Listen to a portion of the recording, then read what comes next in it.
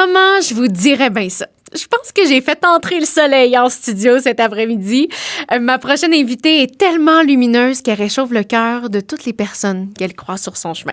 C'est une cardiologue aguerrie, une amoureuse de la nature, une vraie globe-trotteur et elle a appris autant à prendre soin d'elle qu'à prendre soin des autres et je pense que ça, c'est une belle leçon à retenir. Enregistrée dans les studios de la Maison de la Culture Maisonneuve, voici l'unique tête de cochon, Jemina Doulub. Bonne écoute.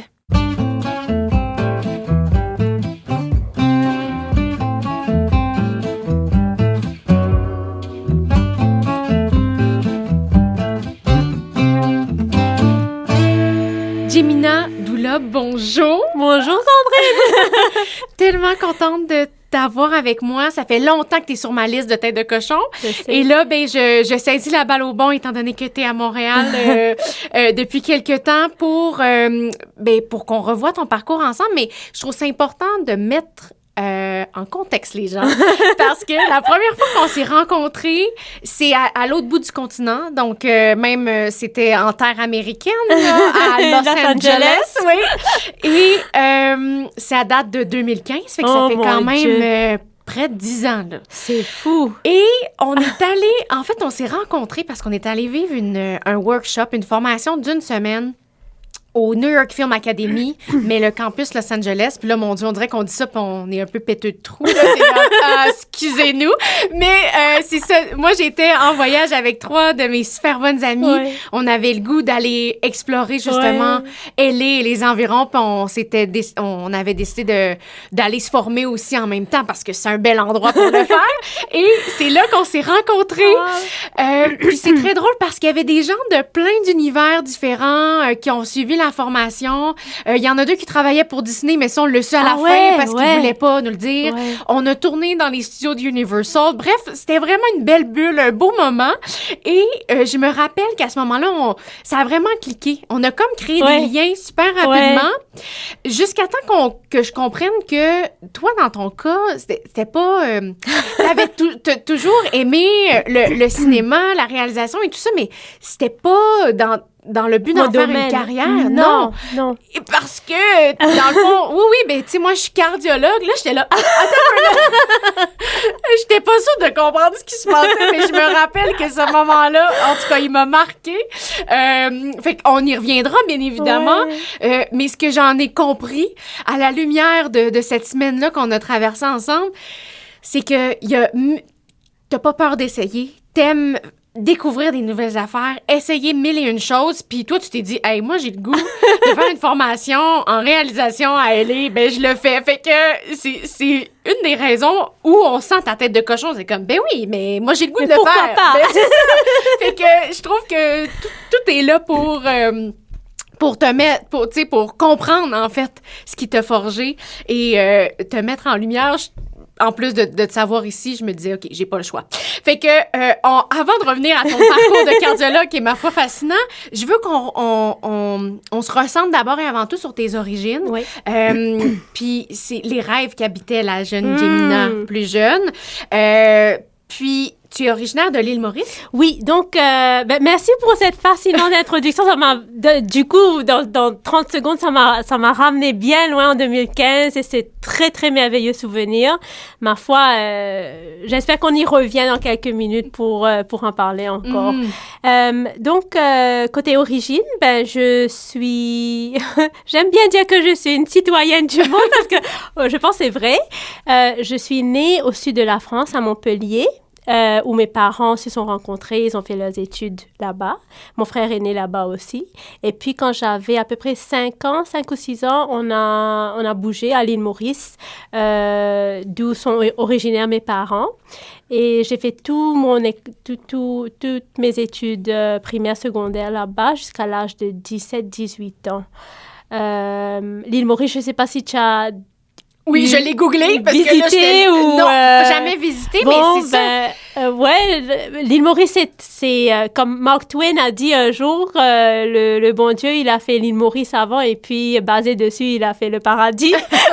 C'est un petit paradis, c'est une toute petite île de 1,4 million d'habitants. Au beau milieu de l'océan Indien. Il y en a 3 îles dans l'océan Indien. On est au milieu. comme au milieu, entre l'Australie et Madagascar. Oui. Il y a Maurice, flanqué de 2 îles. Donc, l'autre île est un peu plus petite, elle appartient à l'île Maurice, Rodrigue.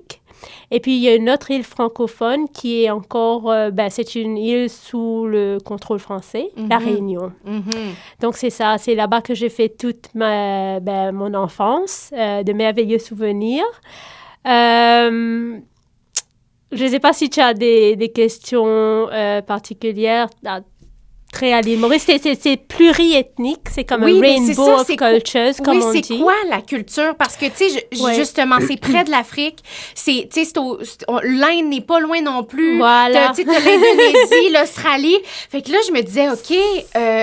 c'est un melting pot. Oui, c'est ça. Au fait, dans les années, si ma mémoire me fait pas défaut, à peu près en 1598, les Hollandais sont venus, dont le prince s'appelait Maurits van Nassau. C'est comme ça qu'on a trouvé notre nom, île Maurice, Mauritius, basé sur le nom du prince. Ils sont restés un bout de temps. Il y avait le dodo à l'île Maurice. Et ce qu'on raconte, c'est que les Hollandais ont fini la chair du dodo était délicieuse. Le dodo n'a pas survécu. Okay. C'est un animal, ça? Voilà, le dodo. Ah oui, c'est un bel oiseau. Si vous avez déjà vu le dessin animé, le cartoon Madagascar, je pense c'est un oiseau qui était assez lourd. OK.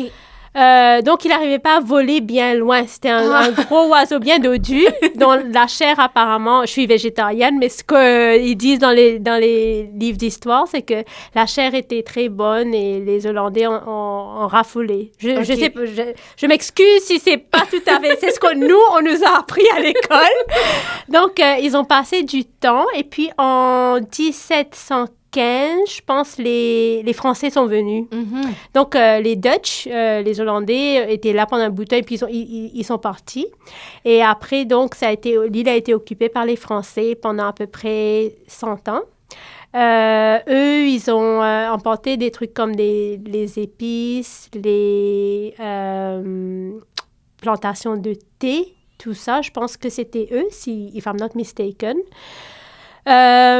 Et puis, après ça, en 1810, il y a eu comme une guerre entre les Français et les Anglais pour conquérir l'île. Et les Anglais ont gagné la seconde bataille. Et donc, on a été un British colony, comme on dit, pendant plusieurs années. Finalement, on a eu notre indépendance en 1968. Du fait... À cause de toutes ces influences, toutes ces cultures, pendant cette gouvernance sous les Français et les Anglais, tu as eu des esclaves qui ont été amenés d'Afrique, de Mozambique. Tu as eu des laboureurs, aussi des gens qui sont venus d'Inde. Un peu partout en Inde, y compris le sud de l'Inde aussi. Et puis, il y a des gens qui sont venus un peu après de la Chine. Donc, mais vraiment, nous, c'est comme un joli mélange, très, très joli mélange d'hindous, musulmans, chinois, bouddhistes, chrétiens. Et après l'indépendance, il y a eu aussi les gens d'origine blanche, française ou anglaise, qui ont décidé de rester à l'île Maurice. Donc, on a les descendants aussi. Oh! Voilà à peu près ça. Ce qui est, c'est I wish on avait un peu plus longtemps parce que moi, je pense que c'est vraiment un truc vraiment particulier à l'île Maurice. C'est riche en culture. Pour te donner un exemple, dans le passé, si tu es allé dans n'importe quel village, tu aurais vu, par exemple, des Chinois ou n'importe qui d'autre parler dans le dialecte indien, des dialectes très spécifiques en Inde. Donc, tu vois quelqu'un qui, en apparence, il est chinois ou il est autre chose, mais il se comprenait. Et ça, c'était surtout dans les anciennes générations. Ma génération à moi, tu vas voir des gens de tout bord, d'origine black, africaine, chinoise et tout ça, qui sont des fans de films indiens. Pourquoi je dis l'Inde? Parce qu'on était... il y a beaucoup de d'Indiens qui étaient venus à l'île Maurice, donc encore en une certaine majorité dans le pays. Donc, pour les festivals, on a comme la fête chinoise, la fête du printemps, on a Noël, on a le Diwali, on a le Eid pour les musulmans. Et ça, on se partage comme les gâteaux. Si tu cuis quelque chose, tu fais des gâteaux chaque année, c'est connu, tu vas partager dans ton voisinage. Donc, j'ai grandi comme ça. C'était... Mais il faut venir pour... Oui, c'est fascinant. Là, c'est une richesse extraordinaire, finalement. Là. Que j'ai pas revue. Ailleurs, dans malgré le monde. mes nombreux voyages.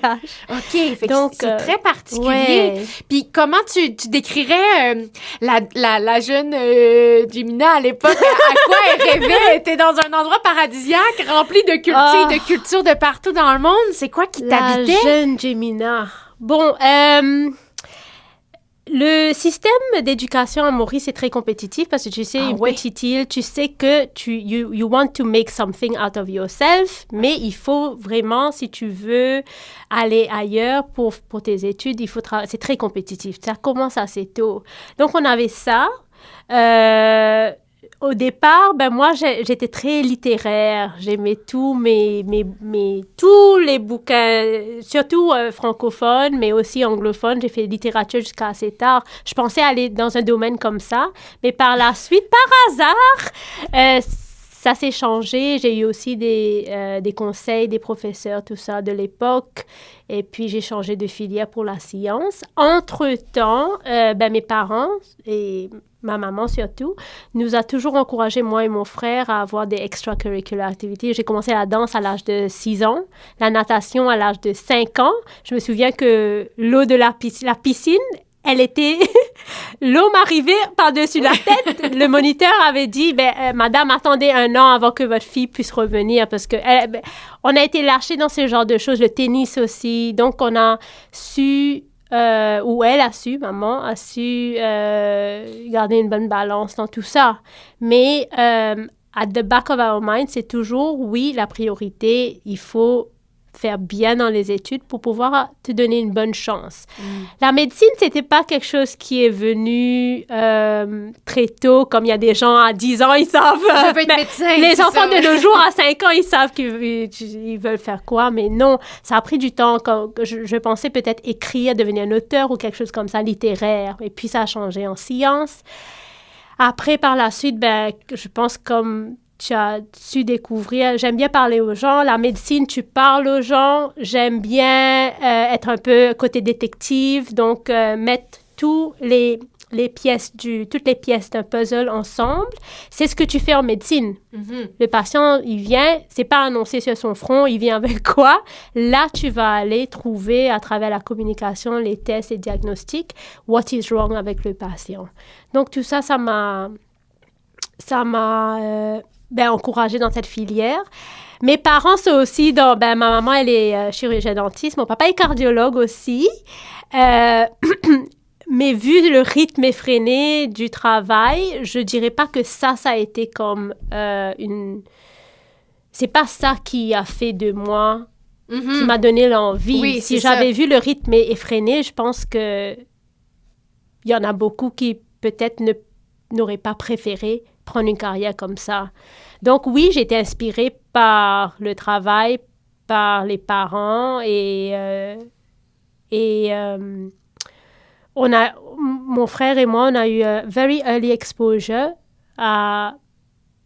au sacrifice que la médecine demande. Juste pour donner un petit exemple, je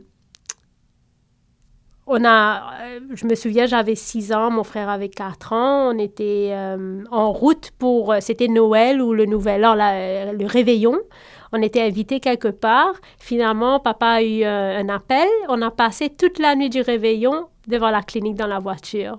Ça, ce sont des souvenirs qui reviennent quand même.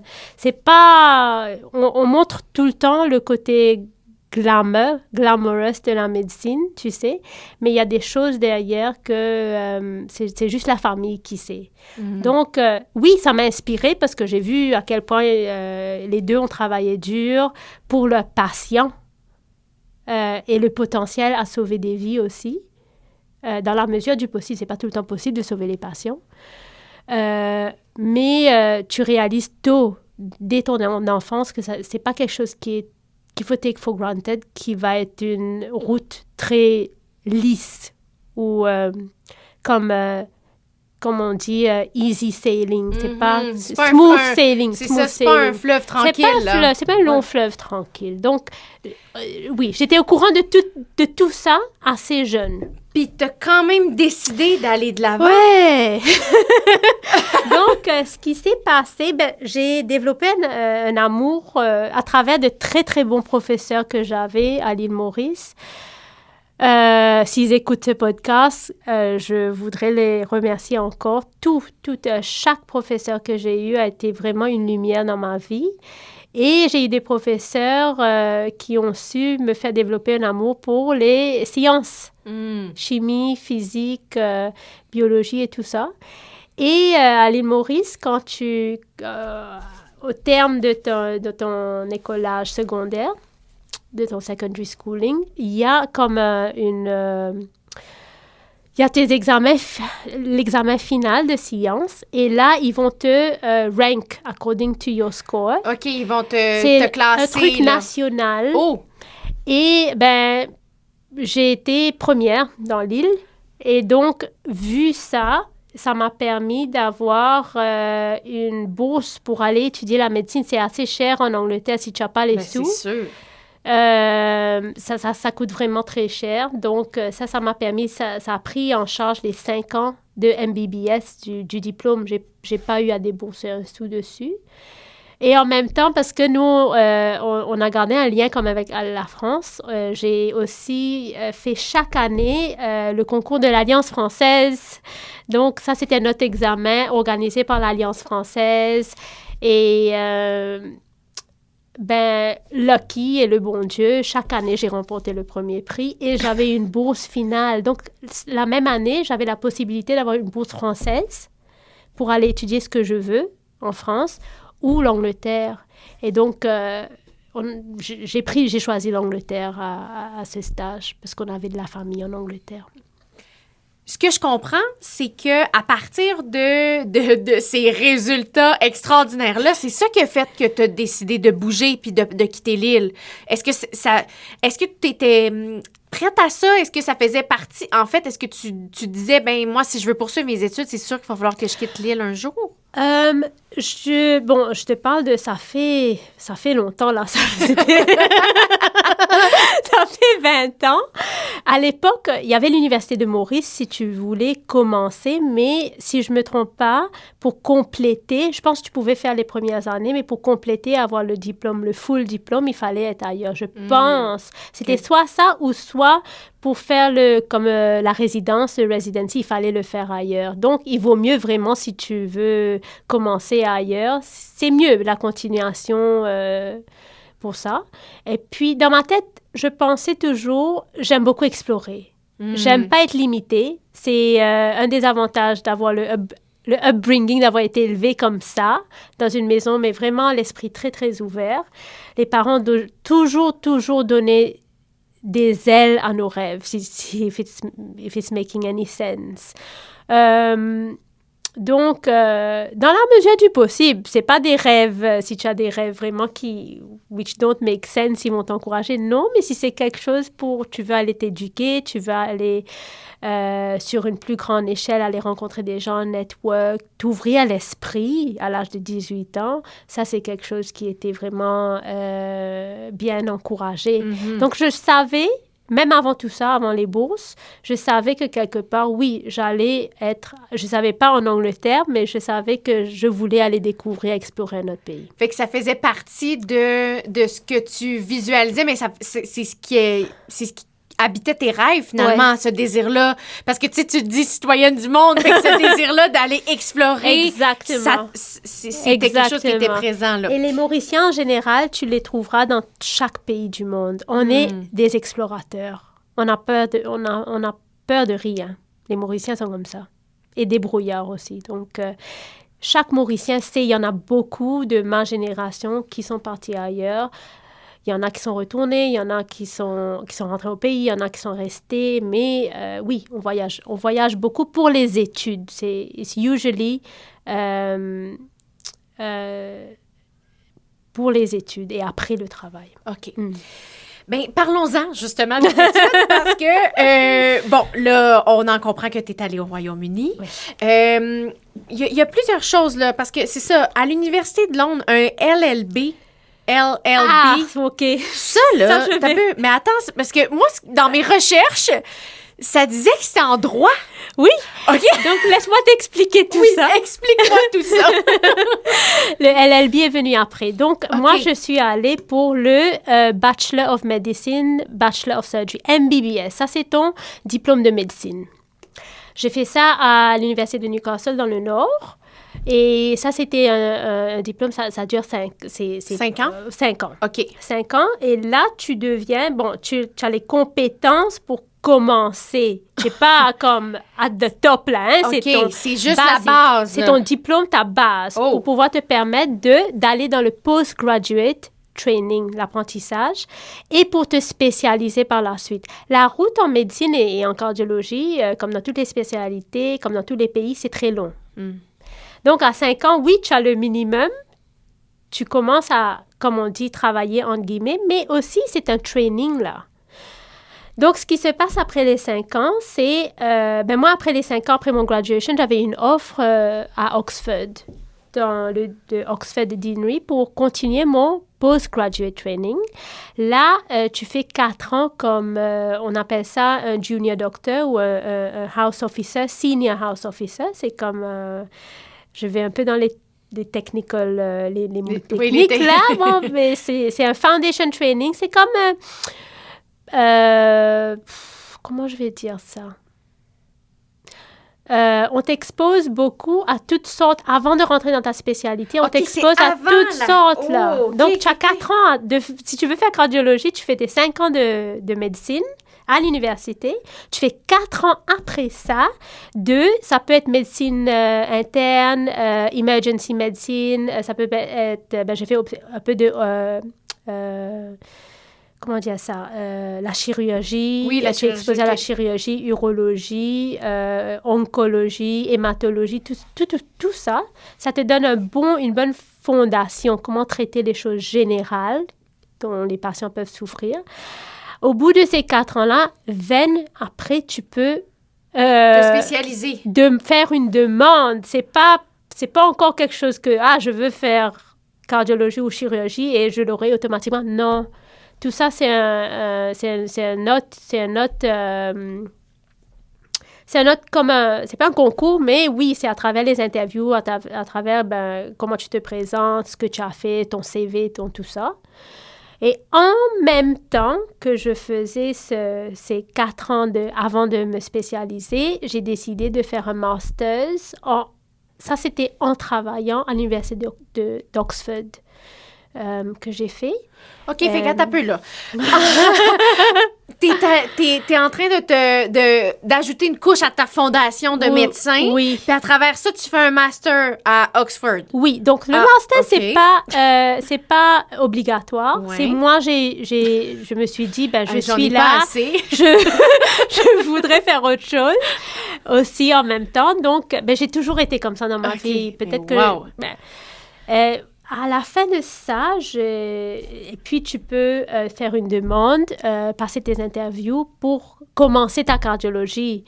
Et cardiologie elle-même, ça dure au moins 5 ans. Pour la cardiologie, j'ai bougé à une autre ville, Bristol, une très belle ville aussi, très proche de mon cœur, où j'ai eu un excellent training. Le LLB que tu as vu, c'est le Bachelor in Laws. C'est un degré en droit que, à un moment donné, je me suis dit, je veux... Tu sais, on est régi par l'aspect législatif, tout ça, tout ça. C'est quelque chose quand même qui forme partie de notre vie courante. Mais comme citoyen, on ne s'y connaît pas tellement. Et un jour, c'était toujours at the back of my mind, j'aurais aimé quand même explorer un peu le côté légal. Oui, c'est ça. Et puis, il y a pas mal de overlap médico-légal Donc, c'est quelque chose que tu peux toujours quand même utiliser, même dans le futur. Et de plus en plus, il y a plus d'aspects médico-légaux qui viennent dans le secteur. J'ai pensé que ça me sera utile, mais à travers ça, je me suis fait de très bons amis. J'ai eu un exposure à l'Université de Londres. J'ai appris à... ça va être un peu drôle, mais j'ai appris à cross-read parce qu'il y a tellement à lire quand tu fais des études de droit. C'est vraiment verbose. C'est vraiment, ils écrivent à en mourir. C'est de longues tournures de phrases. Oui. C'est Fait que lire du entre latin. les lignes, de synthétiser, en fait. J'ai appris à vraiment l'information. cross-read et synthétiser en vitesse parce qu'avec mon boulot, c'est déjà prenant. Et maintenant, tu vas aller lire tous les antécédents il faut se rappeler des années, il faut se rappeler des jugements, il faut se rappeler des antécédents et tout ça. Mais ça m'a aussi ouvert les yeux aussi parce que il y a quand même pas mal de cas d'antécédents qui ont aspect au domaine médical aussi. C'est ça. Donc, pour moi, c'était vraiment enrichissant. J'aime pas me limiter, me mettre dans une petite boîte carrée et de me dire, tu sais, tu fais médecine, tu veux faire cardiologie, c'est tout ce que tu peux faire. Il y a une vie, on a une vie, si on peut le faire. Je pense que il faudrait vraiment se pousser à explorer un maximum. Ça te garde l'esprit jeune, je pense. Je suis sûre dans ton domaine, c'est pareil. Oui, vraiment. Parce que Puis ça évolue tellement vite. En plus, on est dans une grande transition numérique dans notre industrie. Fait que, mais ça, c'est un des plus beaux traits de ta tête de cochon parce que ça demande une détermination, une persévérance et une ouverture d'esprit pour se dire... pourquoi je me limiterais? C'est parce qu'on a beaucoup de barrières limitantes souvent. Non, ça, je peux pas faire ça. Alors, c'est comme... C'est beau, là. Puis c'est des grosses études, là. C'est plusieurs... Je parle pour la moyenne, ça peut paraître énorme, mais clairement, t'en manges, hein, parce que, je veux dire, tu te serais pas infligé ça si t'avais pas eu cet appel-là. Ouais. Mais je capote. Puis là, parce que là, il y a la cardio, le droit qui est venu se... Puis moi, je fais une parenthèse. Tu as bien fait ta recherche, parce que j'avais oublié de mentionner ça. Non, mais une parenthèse, comme on peut le comprendre qu'il n'y a pas grand-chose qui te freine, tu as pris aussi tes licences pour devenir pilote privé. Oui, j'ai un PPL, un Private Pilot License. Tu as vraiment bien fait tes recherches. Tu veux que je t'en parle un peu? Oui, parce que là, tu sais, ça fait partie de ce grand désir-là d'apprendre, en fait, là. Mais là, je veux comprendre, ça sort d'où, ça? Ça sort d'où? Ouais, je me demande aussi. Non. J'ai toujours aimé tout ce qu'il y a à faire avec véhicule. S'il y a un bateau, si on était en vacances, et même quand on était un peu plus jeune, s'il y a quelqu'un qui est en train de diriger le bateau, et tu veux prendre le contrôle, je demande toujours. Donc, je sais pas, c'est pas une obsession, non, mais c'est toujours un intérêt. Comment les mécaniques marchent, comment tout ça. Avec l'aviation, pour moi, c'était une expérience très libérante. Libérante? Est-ce que c'est un mot? Libératrice, peut-être? Libératrice. Excuse me. On parle du franglais ici. Oui, very freeing. Au fait, tout ça a commencé dans la ville d'Oxford. Il y a une belle école de flying school là-bas. J'avais commencé tout ça en travaillant, mais chaque samedi, dimanche, beaucoup de mon salaire est passé dedans parce que c'est pas un truc, tu sais. Mais je voulais vraiment.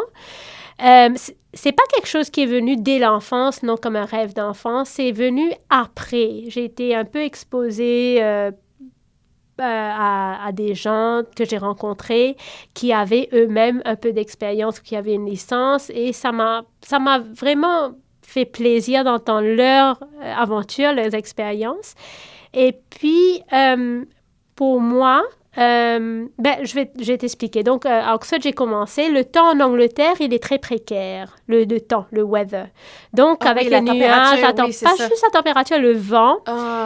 Donc, tu fais un peu de progrès, mais après, c'était toujours quelques steps back. Ça prend longtemps, numéro 1. Numéro 2, c'était pas comme un training de tous les jours parce que je travaillais, moi, à plein temps. Tu as des gardes, tu as le week-end. Tu peux pas être constant. Ce que j'ai fait par la suite, c'est que j'ai oublié quand que j'avais un peu de vacances, je me suis rendue en Floride, Lakeland. Et là, pendant 3 semaines, c'était vraiment, on vole tous les jours. J'avais fait ma théorie avant de débarquer en Floride. Tu fais ton examen de théorie où on touche de tout. On touche de comment être... Il y a le Flight Awareness and Safety, les Human Factors, qui est une chose que tu vas retrouver en médecine. Human Factors, c'est comment le human brain performe en situation de péril, dans des situations X, Y, Z. Comment tu deals avec ça? C'est quoi ton protocole? C'est quoi les steps que tu vas, les steps, le pathway que tu dois suivre pour te garder tes passagers ou, si c'est en médecine, tes patients safe. Donc, c'est quelque chose, il y a beaucoup d'overlap avec la médecine pour le human factors et performance. Donc, ça, c'était un chapitre très important. Il y a la radio, la communication, météorologie, beaucoup les mécaniques aussi, faire les calculs, les navigation. C'était quelque chose, pour moi, c'est vraiment excitant. Quand tu apprends quelque chose qui est vraiment différent de ton domaine, ça t'ouvre l'esprit et tu es éveillé and you're fully alive. Donc, l'expérience en Floride était vraiment merveilleuse. J'avais très peu de temps pour faire tout ça, mais j'étais vraiment concentrée à plein. Et avec les collègues, j'ai des amis, je me suis fait des amis d'Italie, des États-Unis, de Sud-Amérique, mais merveilleux. Le temps passé là-bas en Floride, dans l'école d'aviation, ça, c'était un de mes meilleurs souvenirs. Juste une anecdote. Tu sais, c'est tout en steps. Tu commences avec ton copilote ou ton professeur qui va être avec toi. On faisait des vols peut-être pour commencer 1 ou 2 vols par jour, et puis plus ton examen approche, là, tu vas faire ton premier vol à 6 heures ou 7 heures du matin, et puis un autre vol à midi, et puis un autre vol à 4 heures, jusqu'à 6 heures de l'après-midi. Donc, you're breathing, eating, sleeping, everything, aviation. Okay, tout, c'est vraiment, ça, mais c'est ça. C'est dans le moment, tu vis dans le moment. Et... pour en revenir à l'anecdote, donc, il te lâche gentiment, OK? Le premier step, après que tu aies maîtrisé l'atterrissage et le décollage, comme il le faut, les radios, tout ça, comment faire un atterrissage en urgence, comment repérer un bout de terrain, une portion, un lot de terrain qui est OK pour faire un atterrissage en urgence si jamais il y a des problèmes, tout ça, tous les troubleshooting. Une fois que tu es assez confiant dans tout ça, ils te font faire comme ce qu'on appelle un circuit. C'est que tu fais comme un carré ou un rectangle juste au-dessus dans l'espace de ton école, dans l'espace aérien de ton école. Comme ça, il peut monitorer qu'est-ce que tu es en train de faire? Est-ce que tu peux... Ça, tu es seul. Donc, ils te font faire ça pas mal de temps, toute seule. Ton professeur, il est à terre à l'école. Et puis, on parle de tout ça. Et puis, après ça, tu fais un cross-country. Un cross-country, c'est quoi? C'est comme c'est comme un triangle, un grand triangle. Tu vas de point X, qui est ton école, ton flying school, jusqu'à point Y, qui est un autre airfield, comme on dit. Tu vas atterrir là-bas, puis tu vas redécoller, rework out ton route, ton navigation, aller au point Z, et puis de Z, il faut repartir à ton école. Et tout ça, c'est seul, et ça, c'est un long voyage, OK? Et donc, nous, on avait comme un GPS qui est intégré dans le système américain. C'était juste ma chance. Dès que j'ai décollé pour aller au point de mon école X pour aller à Y, au beau milieu du chemin, le GPS, je peux te montrer une photo tout à l'heure, il y a un gros X. Ça a arrêté de fonctionner. Non. Tout ce temps, pendant tous ces jours, ça a marché comme sur des roulettes. Ça a attendu juste mon cross-country dans un pays inconnu OK? Mon premier cross-country, mon professeur, elle est au sol, là. Elle est au sol, elle est au sol, elle peut pas vraiment te... Bon. Mais tu avais encore des communications avec eux. On a toutes des communications, mais tu n'as pas ton GPS. Ce qu'on fait, on a toujours comme un backup, un chart, un navigation chart, comme une map, une carte. Oui. Et là, vite, tu es en train de piloter ton avion et en même temps, tu as ton protractor, ta règle, ton calculateur, ton aviation calculator parce que le vent, il va te changer ton angle, il va te changer ton track, ton route, ton speed, tout ça, ça change au jour le... C'est pas quelque chose que tu as calculé, ça fait 2 heures, ça va rester stagnant. Non, c'est ça change, c'est en continuel mouvement. Voilà, exactement. Et donc, ce que j'ai dû faire, c'est de recalculer mon route, de refaire les radios. J'ai atterri... Grand merci. J'ai atterri où il me fallait pour le premier. Pour le premier atterrissage, j'ai appelé mon professeur. J'ai dit, regarde ce qui s'est passé. Elle m'a dit, on t'a donné un très beau training. Tu peux, on appelle ça Fly VOR. Il y a une espèce de compass que tu peux utiliser. Il y a des méthodes très précises. Je ne vais pas aller dans toutes les techniques. Ou si ton GPS ne marche pas justement, tu peux calculer quel angle, ça s'appelle le heading, quel track il faut te prendre pour arriver à l'autre aéroport. Ça prend un peu de temps, ça prend un peu d'expertise, mais j'ai réussi à le faire. J'ai des souvenirs un peu... Tu vois ma tête au moment du gros X, là, rouge. Et puis, tu vois ma tête après, une fois que j'ai pris même un selfie après.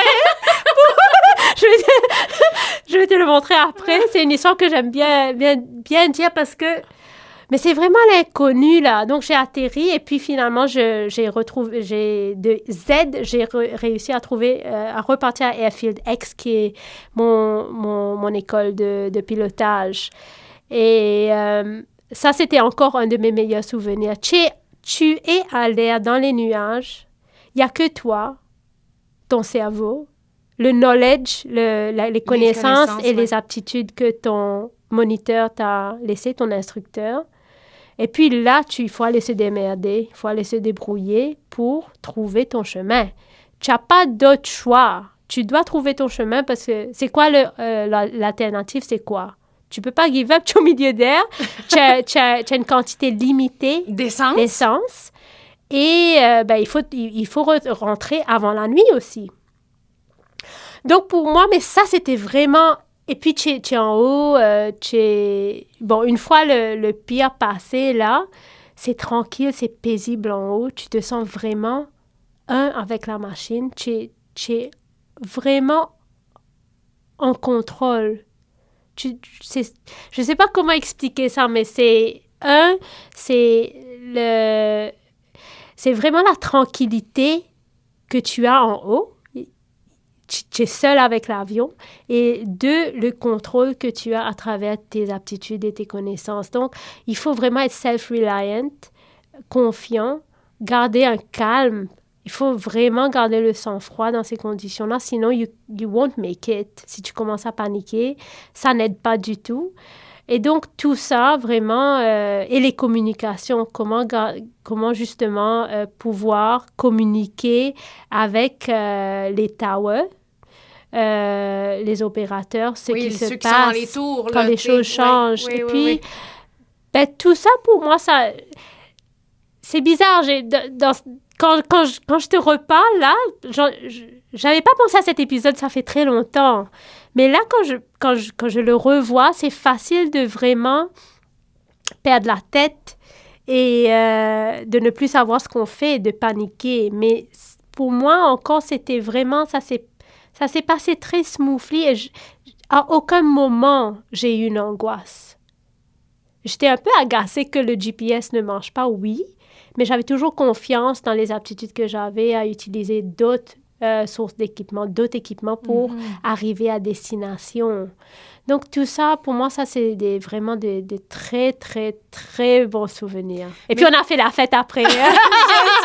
J'espère, faut célébrer ça. Mais tu me dis ça, puis genre, cette anecdote-là, elle est incroyable parce que je pense que elle se transpose à plein de situations dans la vie, là. Mais là, tu sais, c'était toi versus le monde avec ton avion, puis c'est comme, je dois atterrir. Il faut atterrir. Genre, il faut. Ouais. C'est non négociable, tu sais. Exact. Fait que, wow, merci beaucoup pour ce partage-là. Merci de m'avoir ramené à ça.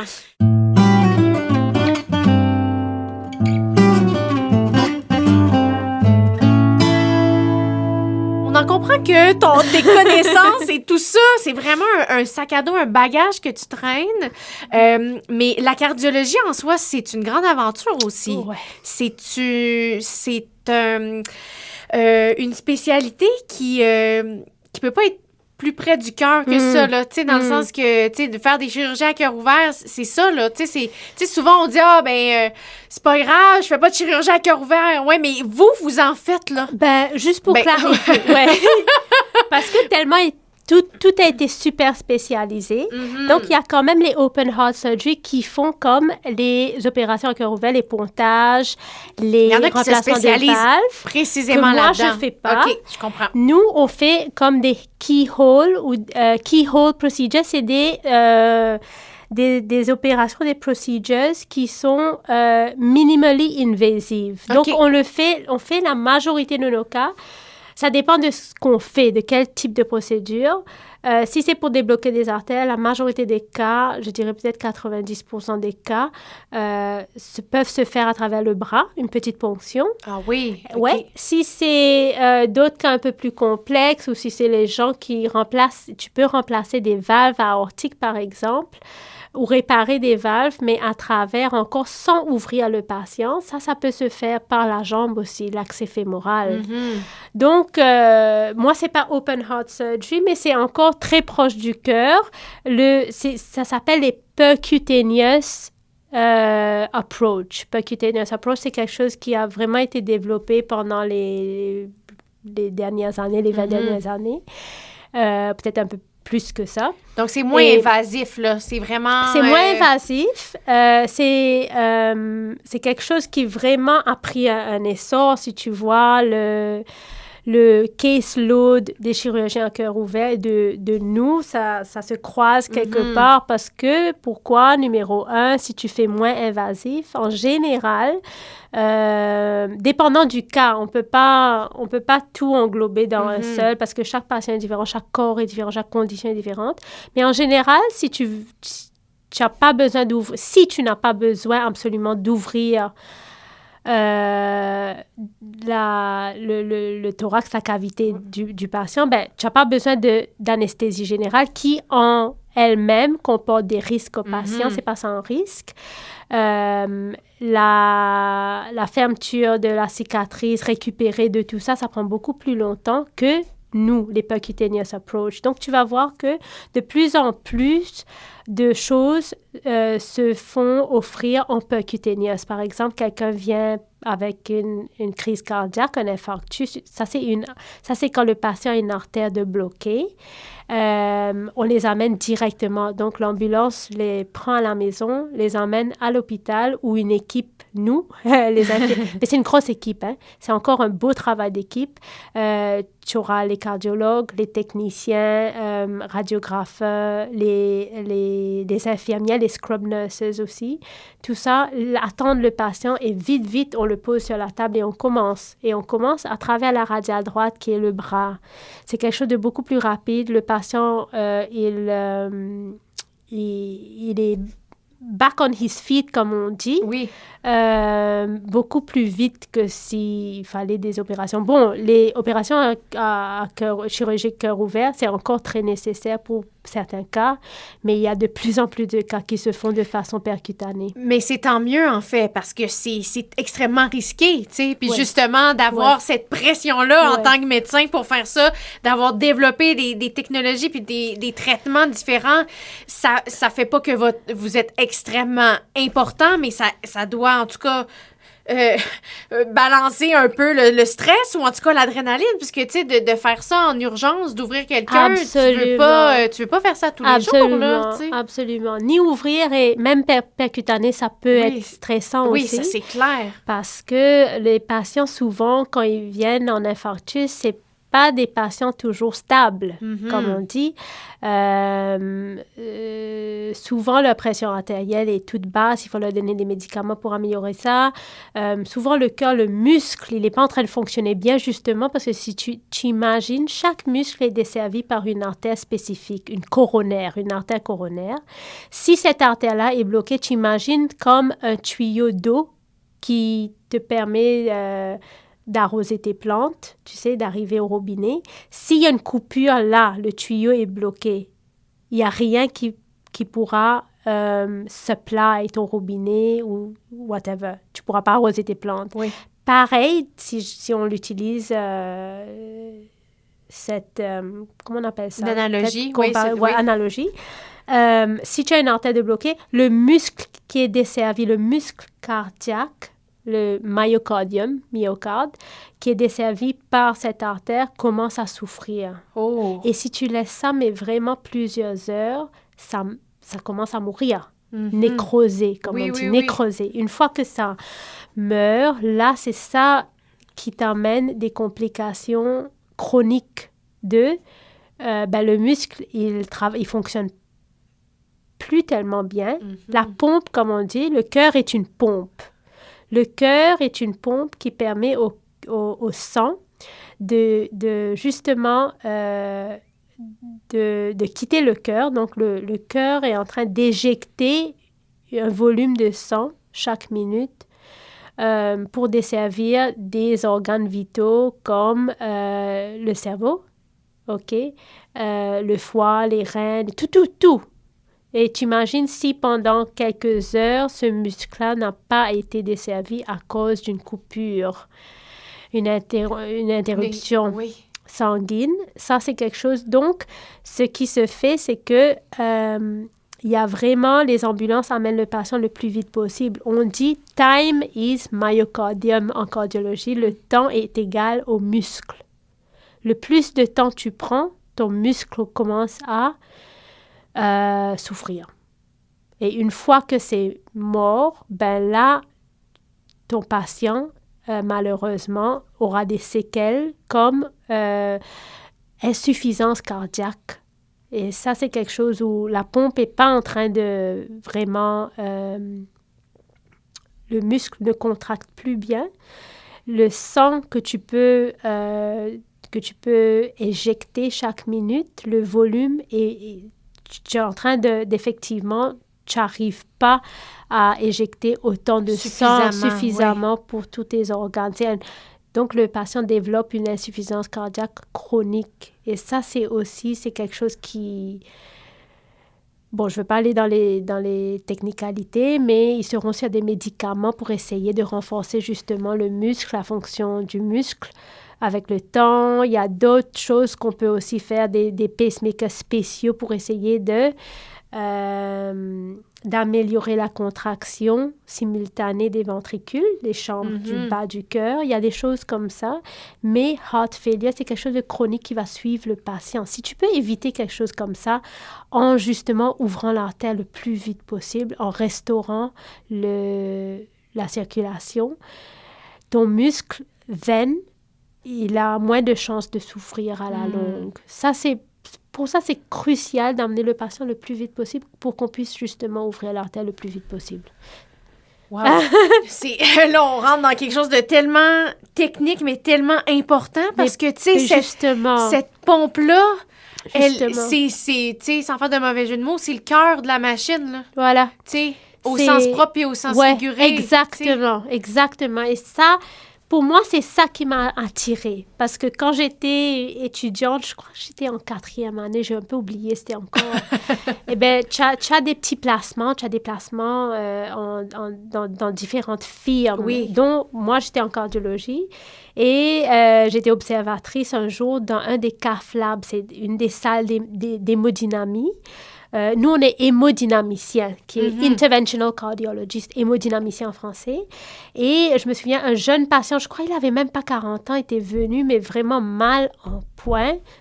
Un jeune patient avec une artère bloquée et il n'allait pas bien du tout. Il était très, très pâle. La pression artérielle était presque pas là. Ils ont réussi à ouvrir la tête très, très vite. Il y avait un cardiologue, mais vraiment très, très merveilleux. Et le patient, mais tu vois vraiment tu vois la différence que ça fait au patient presque tout de suite. Le lendemain, il était back on his feet et tout ça. C'était quelqu'un qui est venu au seuil de la mort, qu'ils ont pu, quelqu'un de jeune aussi. Ça m'a marqué. Et ça, je me suis dit, c'est ça que je veux faire. C'est très puissant, mais en même temps, ça vient quand même avec... est-ce que tu... parce que on dirait qu'il y a plein de questions qui me viennent en tête, là, par où je t'amène. Parce que c'est un métier qui est très exigeant. Tu sais, et il n'y a pas beaucoup de femmes non plus. Et ça, parce que souvent, justement, on va dire que ça demande énormément d'études, là. Tu le prouves, là. Juste de nous énumérer ce que tu as appris pour faire ça, c'est énorme. Mais en plus de ça, il n'y a pas beaucoup de femmes qui se dirigent vers ça. Fait que il y en a très peu. C'est ça, c'est une difficulté de plus, là, pour les femmes qui souhaitent devenir cardiologues. Oui, donc, juste pour mettre tout ça en perspective, récemment, le survey le plus récent que j'ai, ça, c'est du Royaume-Uni, mais je pense que la situation, d'après ce que j'ai entendu dire, c'est pareil aux États-Unis aussi, en Amérique du Nord aussi. De tous les cardiologues interventionnels en Angleterre, je ne me souviens pas quelle année, mais c'était très récent, je pense que c'était 3 ou 4% seulement étaient des femmes. Et on approche 2024. Donc, c'est vrai qu'il n'y a pas beaucoup de femmes. Je pense qu'il y a plusieurs raisons pour je pense que il y a beaucoup de travail qui se fait derrière les coulisses pour essayer d'adresser tout ça, mais la situation n'a pas vraiment, vraiment changé, si je suis tout à fait honnête.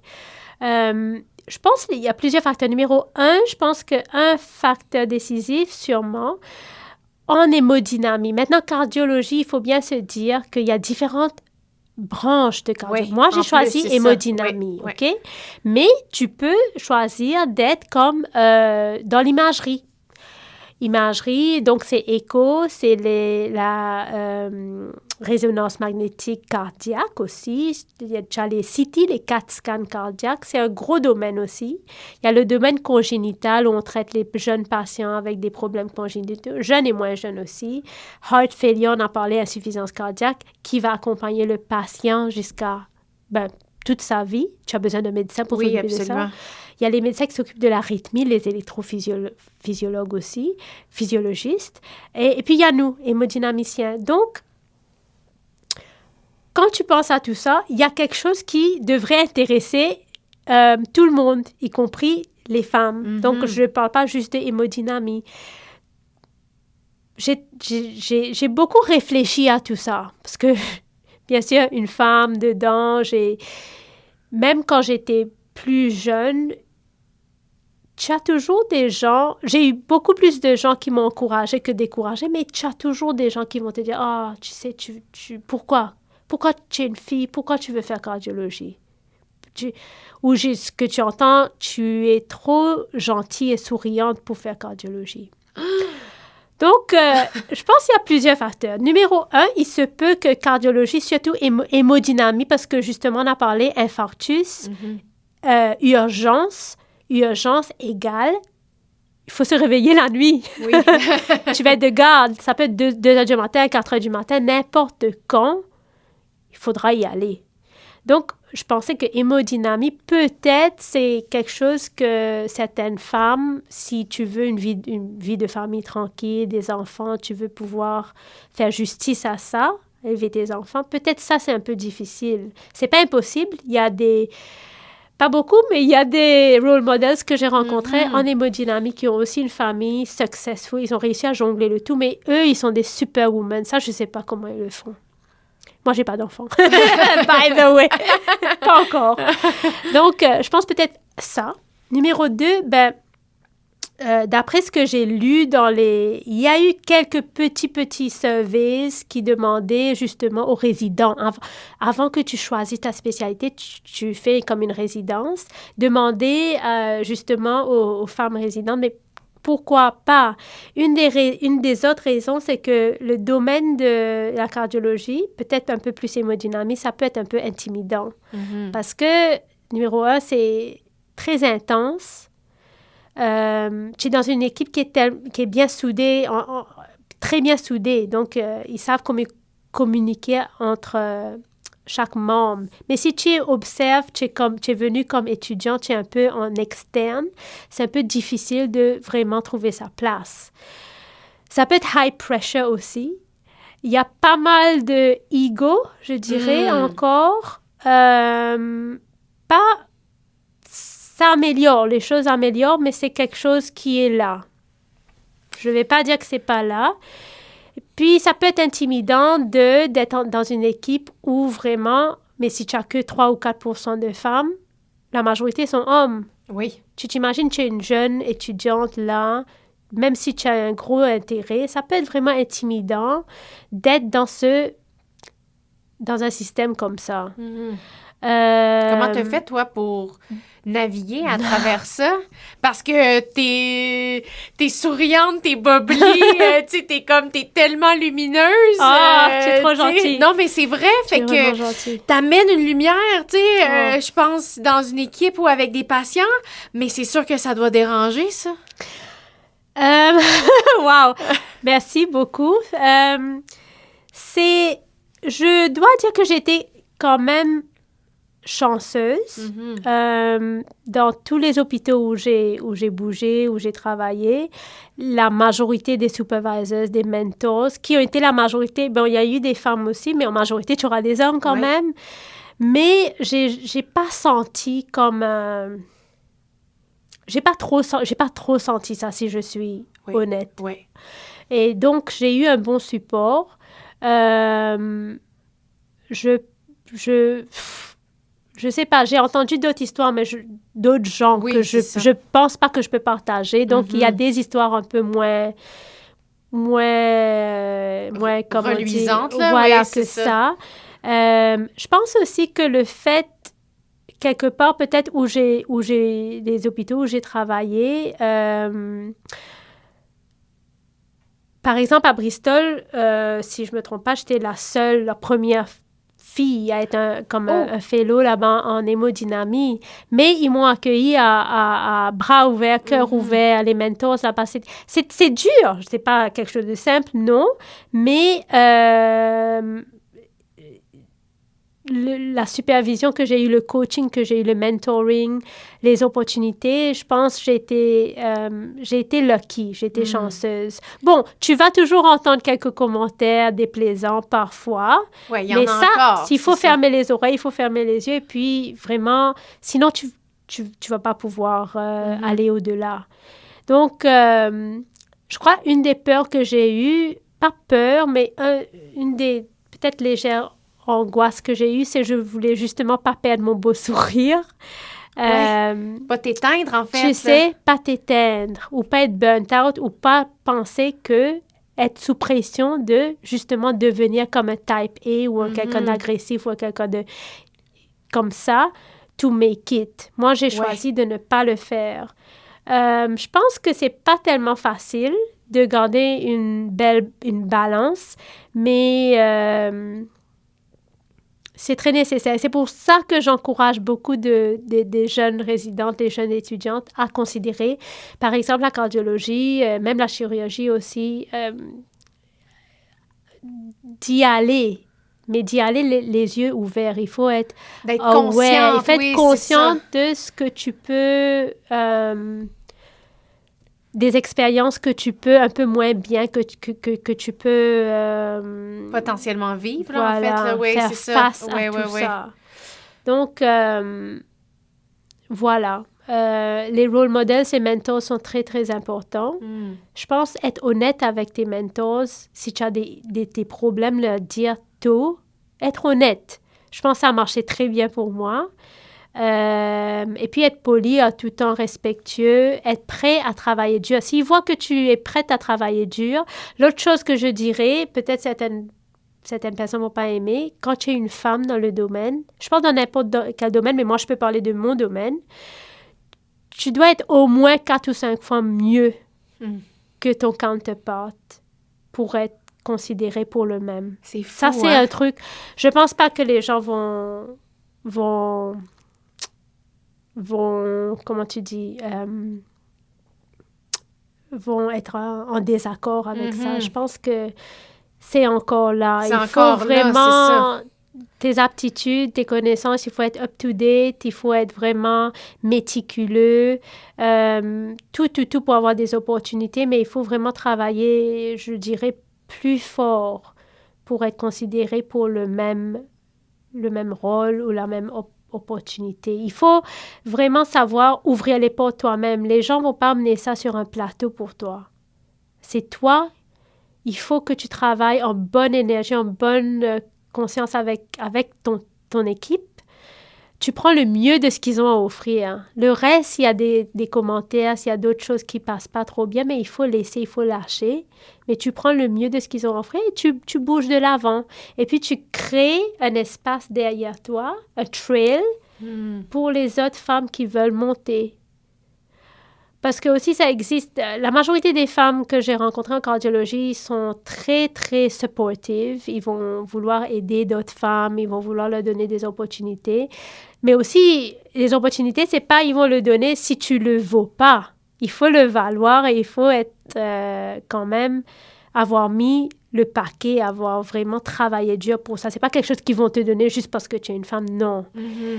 Et puis voilà. Wow. Mais tu as eu plusieurs mentors sur ton oui. chemin. Tu as même décidé de lancer ton propre podcast. Tu m'as écrit dernièrement, j'ai besoin de tes lumières pour être capable de faire mon projet. Puis je trouve ça formidable de sortir ton premier épisode avec un cardiologue vraiment important dans votre domaine. Un cardiologue français, Alain Cribier. Professeur. Oui. Qui lui avait une vision très, très lucide et très positive de la femme cardiologue. Pour lui, là, c'est un atout d'avoir ça dans son équipe. Absolument. Je suis trop contente qu'on discute de professeur Cribier. C'est quelqu'un de très, très, vraiment très spécial, unique. J'en ai pas vu des comme ça. Pas beaucoup, en tout cas. C'est juste pour le public, pour qu'ils sachent un peu. Donc, professeur Alain Cribier, c'est un cardiologue qui vient de Rouen, très belle ville en France, qui, après ses études, quand il a commencé sa cardiologie, il a réalisé que beaucoup de patients, les patients surtout âgés, mais il y avait des plus jeunes aussi, mais les patients âgés souffraient et mouraient d'une condition qui s'appelle la sténose aortique. La sténose aortique, sans faire trop peur, c'est quand une de vos valves, la valve aortique, qui est une valve du côté gauche du cœur, c'est une valve principale importante. Pourquoi? Justement, tout à l'heure, on parlait du cœur et comment ça éjecte. It's a pump qui éjecte un volume de sang pour aller fournir les organes vitaux. Comment ça fait ça? À travers quoi? Le sang doit passer par une valve qui s'ouvre. La valve qui s'ouvre, c'est la valve aortique pour justement permettre le passage de ce volume de sang jusqu'aux organes. Avec le temps, quand les gens commencent à devenir un peu plus âgés, il y a aussi certaines autres conditions congénitales, mais surtout quand on commence à devenir âgé, il y a du calcium, des déposits de calcium qui commencent à vraiment faire de la valve quelque chose de plus épais. Ça commence à s'épaissir et à rétrécir le petit trou, le petit passage. Pour expulser le sang. Et donc, quand ça devient vraiment très sévère, très épaissi, très rétréci, le sang n'arrive pas vraiment à sortir du cœur. Quand c'est vraiment, vraiment très sévère, là, ce qui se passe, tu n'as pas de sang pour perfusionner perfusionner le cerveau et tout. Oui, mais pour nourrir le cerveau de sang, c'est ça. Ce qui se passe, tu peux tomber en arrêt cardiaque, ça c'est le plus sévère. Tu peux avoir des syncopes, donc tomber sans connaissance, ça c'est un mauvais signe.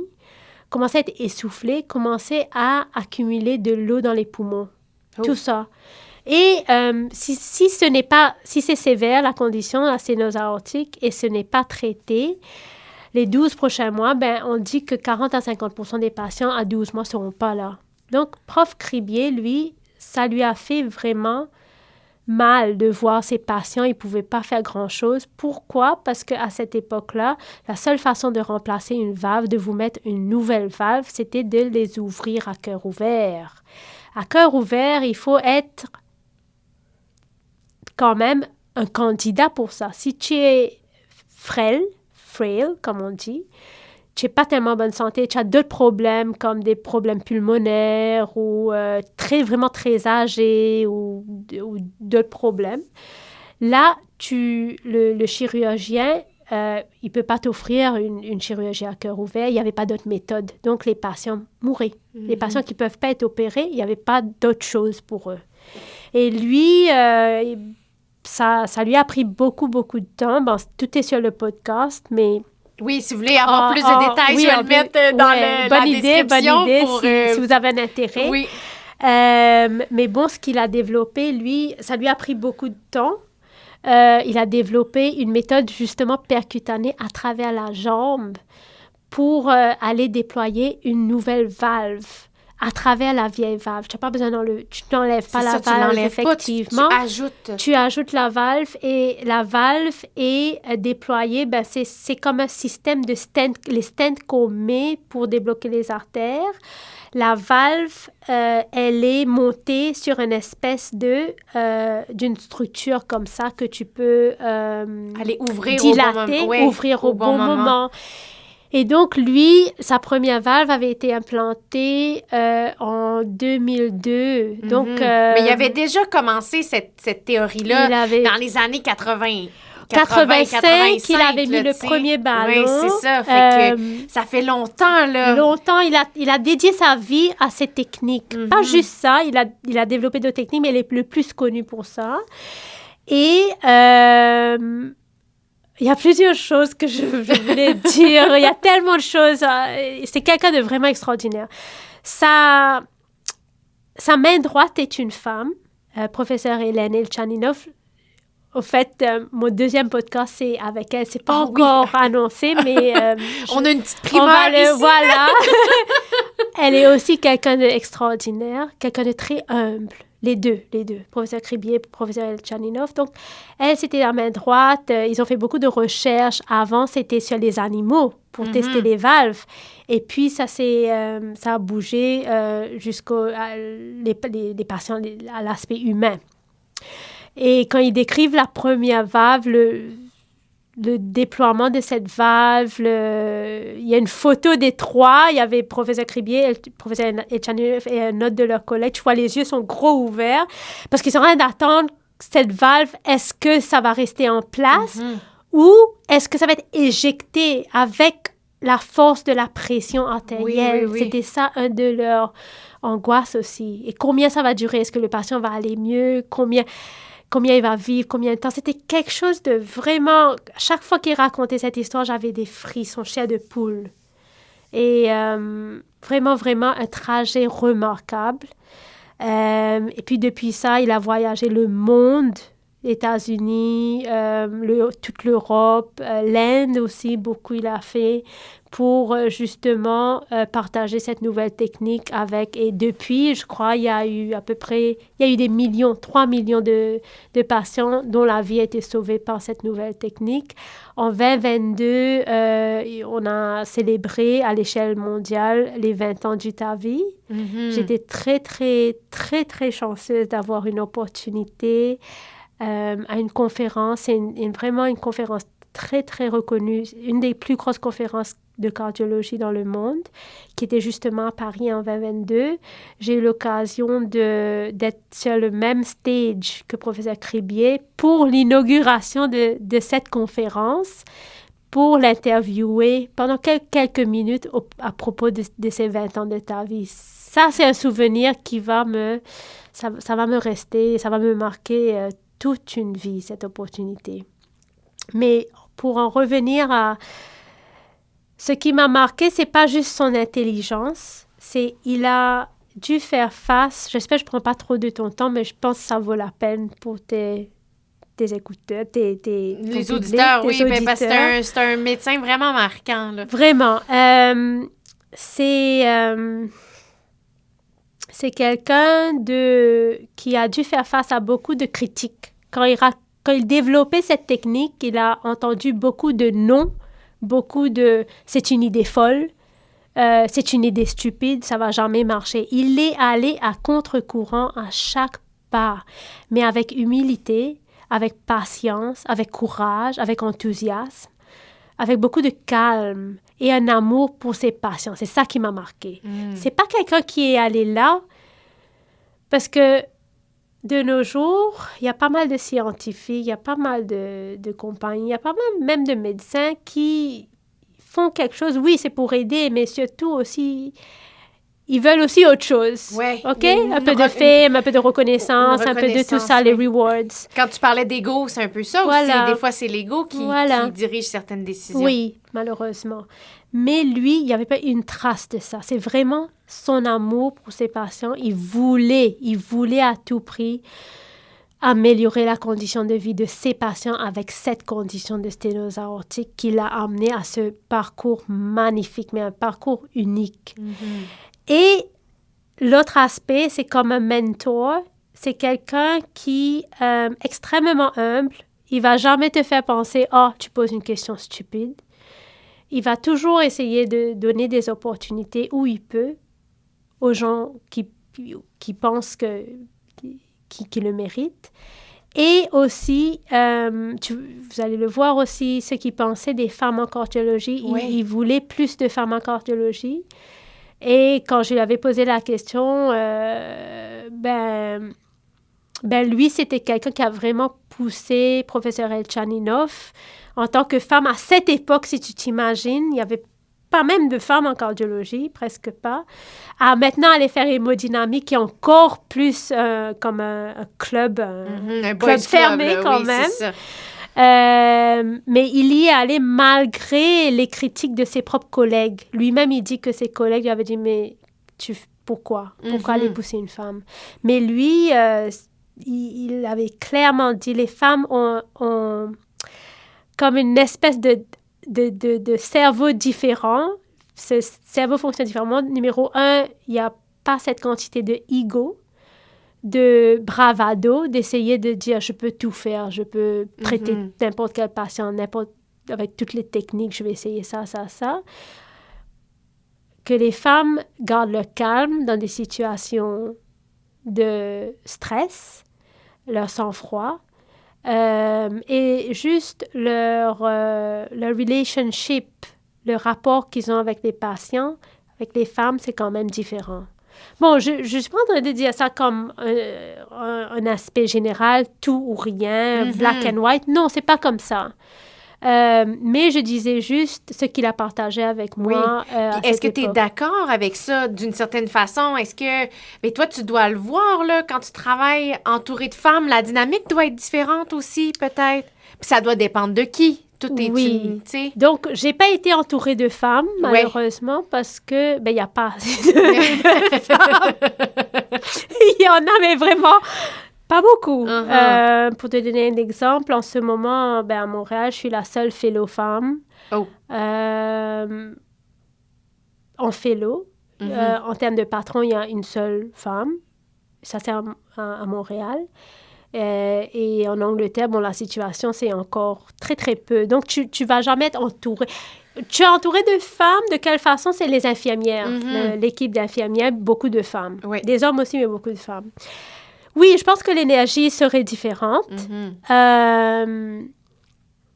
Je pense que quand même, les femmes, on a un côté un peu plus sensitif, un peu plus délicat, un peu plus... Même avec le doigté, les doigts sont légers. c'est des commentaires que j'ai entendus. Tu as les doigts de fée ou tu as des doigts... Je dis pas ça, c'est des commentaires que j'ai eus. C'est pas moi qui... Oui, c'est ça, mais ça reste quand même fait, là. Voilà. On n'a pas le même genre de main que les hommes, là. Je pense le rapport, écouter le patient, tout ça. En tant que femme, je pense, en général, on écoute bien. On est de good listeners aussi. Pour être des bons communicateurs, il faut savoir écouter aussi. Mm-hmm. Numéro 3, on se la raconte pas, on se dit pas qu'on sait tout, qu'on a des réponses à tout. Moi, j'hésite pas quand je sais pas, quand je dois aller demander conseil ou je suis pas trop sûre, il n'y a pas de réponse, il n'y a pas de recherche, il n'y a pas d'évidence. Je n'hésite pas à dire à mes patients. Donc, il y a plusieurs... Les qualités féminines qui, je pense, traditionnellement ont été vues comme des weaknesses. Mm-hmm. Tu sais... pour en revenir à ces commentaires, tu es trop gentil, trop souriant, trop approchable pour être cardiologue interventionnel. I mean, what is this? Mm-hmm. What is this? Ça, ce sont des qualités qu'il faut vraiment embrace, qu'il faut accueillir à bras ouverts, moi, je pense, dans la spécialité. Et c'est pas nécessaire qu'il faut juste être comme un type A ou un type agressif pour réussir. Non. Au contraire, je pense qu'il faut une variété. Comme un panier de fleurs. Chaque fleur amène quelque chose de nouveau, amène une aptitude différente, un skill différent, une façon de communiquer différente. Je pense que il faut vraiment ouvrir la spécialité pour justement attirer les gens capables. Les gens qui peuvent vraiment offrir le maximum aux patients. C'est le patient qui compte à la fin. Cela dit, comme j'ai dit en Angleterre, ici à Montréal, j'ai eu beaucoup de chance. J'ai rencontré, la majorité de mes instructeurs sont des hommes, mais des hommes fantastiques. Donc, rien à dire dessus. J'étais très, très chanceuse du côté training. Leur approche aussi, vraiment très bien, même avec les patients. Donc, je n'ai pas trop connu ça, mais si on me demande qu'est-ce que les femmes peuvent apporter au domaine, ça, ce sont mes observations. Mm-hmm. Mais, puis, moi, je pense qu'il faut de tout. Il faut de tout. Il faut le côté un peu plus assertif, comme on dit, quand il le faut. Mm-hmm. Quand il faut être assertif dans des situations où, il faut quelqu'un pour prendre une décision et rapidement, là, tu ne peux pas vraiment être souriant et tout ça. Il faut être sérieux, il faut être assertif et il faut communiquer très clairement et déléguer. Donc, je pense qu'il faut, comme on dit, yin and yang. C'est très important d'avoir de toutes ces qualités-là, mais utiliser ces qualités-là au bon moment. Mais ça, c'est ta force de tête de cochon, ça. D'être capable d'avoir tous ces outils-là, ces traits de personnalité-là, puis de savoir... OK, ça, c'est une situation où j'ai besoin de telle aptitude, j'ai besoin de telle énergie pour affronter ça. Puis là, j'ai besoin d'être dans l'écoute parce que mon patient a besoin de moi, de ma sensibilité. Il comprend pas tout ce qui se passe. C'est gros pour lui. Il comprend, tu sais. Fait que ça, c'est tellement beau, là. Fait que ça prouve, en fait, là, que tu fais une cardiologue extraordinaire parce que t'as développé tous ces outils-là, là. Fait que, en fait, t'es un exemple qui nous faut plus de femmes cardiologues. Merci. Je suis encore work in progress. Oui, mais c'est un travail d'une vie, mais c'est un travail d'une vie. Et pour en revenir à tout ça, je veux quand même,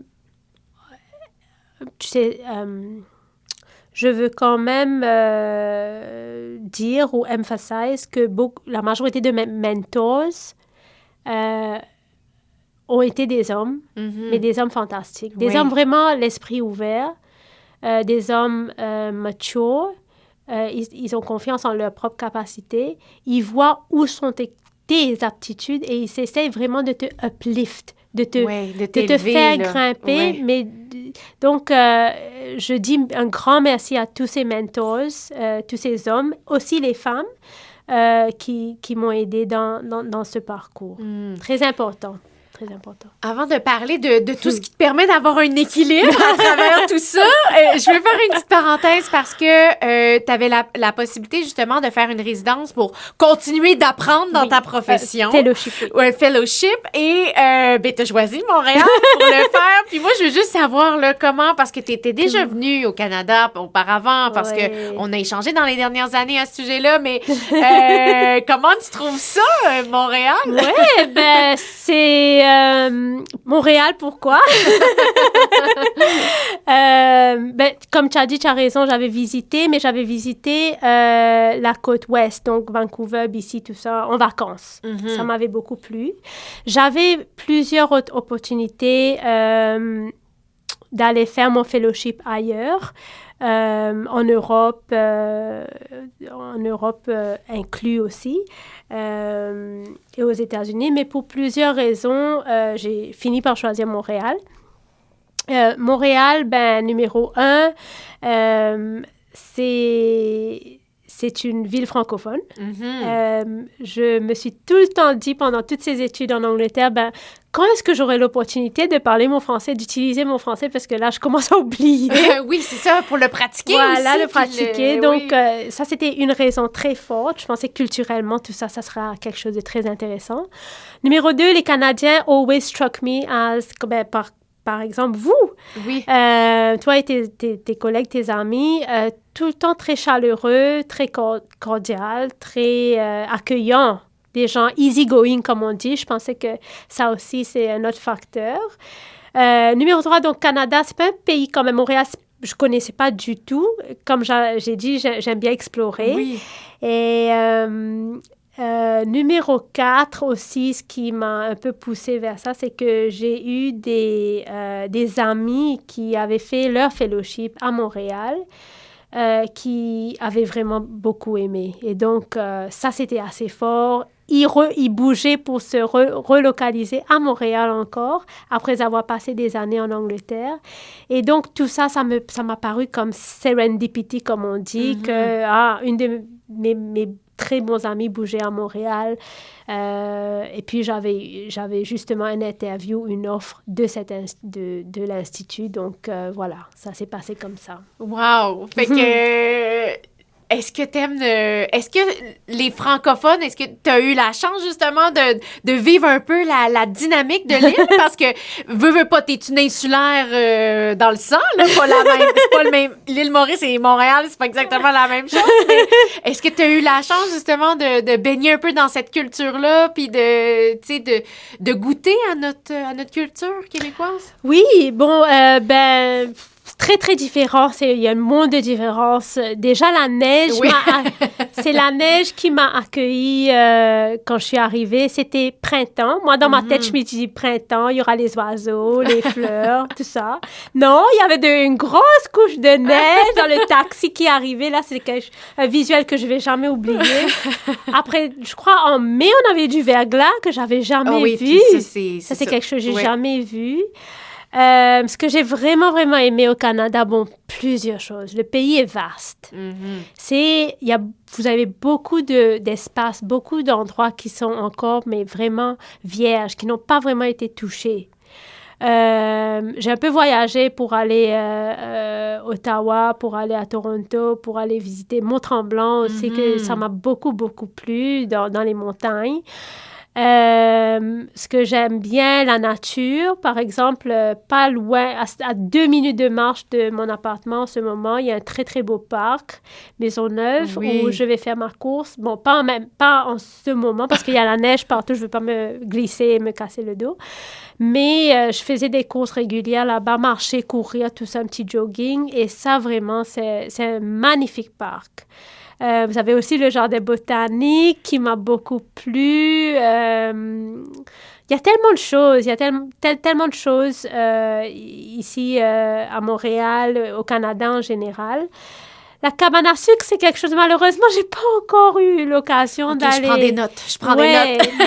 d'aller essayer. Donc, ça, c'est quelque chose que je veux vraiment faire avant de partir. Et sinon, à travers les amis, on a eu surtout en été, là, vous avez des concerts culturels. Ah oui, des festivals à profusion. Là, donc, en juin ou juillet, je me souviens plus, il y avait un concert de Fouki. Voilà, de Fouki. J'avais oublié son nom. Donc, oui, voilà. Parce que je me rappelle, j'ai vu ça dans tes photos. Elle a été happée par le charme de Fouki. Là, vraiment, j'ai vraiment aimé. C'était quelqu'un que je connais pas, mais hi, Fouki, on t'aime bien, on t'aime bien. Et donc, voilà, c'est ce genre de choses vraiment, vraiment aimé. J'ai aussi découvert, since que on a aussi de la famille, que j'étais pas trop au courant que j'avais de la famille à Montréal. Donc, on a aussi découvert ça. Mais voilà, c'était une très, très belle expérience. Le pays est très différent. Le froid, je pensais dans ma tête que ça aurait été beaucoup pire parce que c'était tous les gens te mettent t'avisent, te mettent en garde, l'hiver, la neige, tout ça. Je pense que j'ai été chanceuse. Oui, mais cette année que j'ai pas tellement vu un gros c'est pas un gros hiver. Oui. Ça me faisait peur. C'est le seul... Parce que moi c'est les températures tropicales. Là. Ben, c'est sûr, là! Même après... je dis tropical. Pourquoi? Parce que même en Angleterre, il n'y a pas autant de neige. Non, notre hiver, il est très doux. Oui, quand même. Beaucoup plus qu'ici. Là. Mais là, tu as comme été chanceuse. Mais j'ai été vraiment chanceuse. J'ai eu des très bons voisins. Je me suis fait de très bons amis aussi. Donc, non, ça a été une très bonne expérience. Fait que l'exploratrice est contente, là. L'exploratrice est contente. Et le bonus, c'est de rencontrer les amis que je m'étais fait de mes 10 ans de cela. Hein? Et d'ici là, de faire un podcast aussi. C'est quelque chose... On ne pouvait pas s'attendre à ça, là, quand on s'est rencontrés sous les palmiers d'Élé, là. Du tout.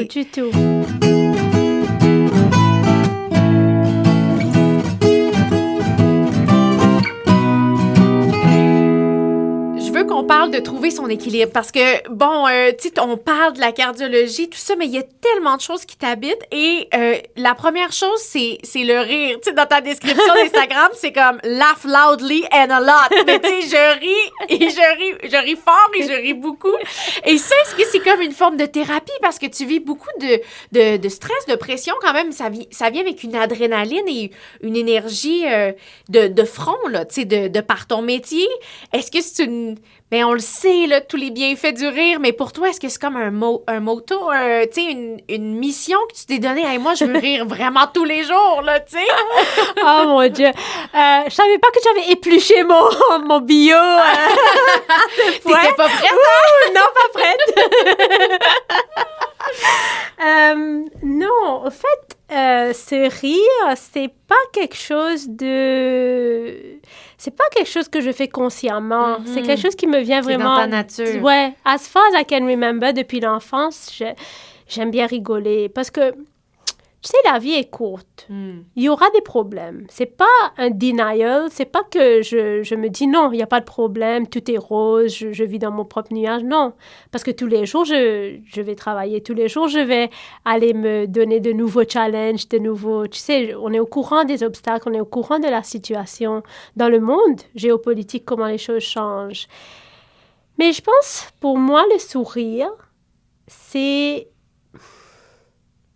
le minimum. Comme un être humain, je pense, no matter what you're going through, même si tu t'es levé du mauvais pied, même si tu t'es querellé avec ton conjoint, même s'il y a, je sais pas moi, quelque chose de vraiment de mauvais qui se passe, pour moi, mon devoir, je veux pas aller...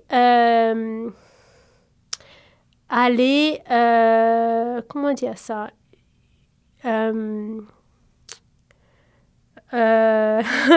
Je perds le mot. Je veux pas aller... Veux-tu le dire en anglais? On dirait... Mais même en anglais, je ne trouve pas, là. C'est quoi le truc?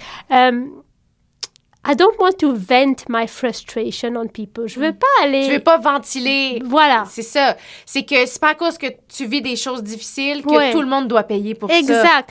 Pour moi, le sourire, c'est vraiment quelque chose de... Quand on dit être humain, c'est un devoir. Pour moi, c'est juste un côté...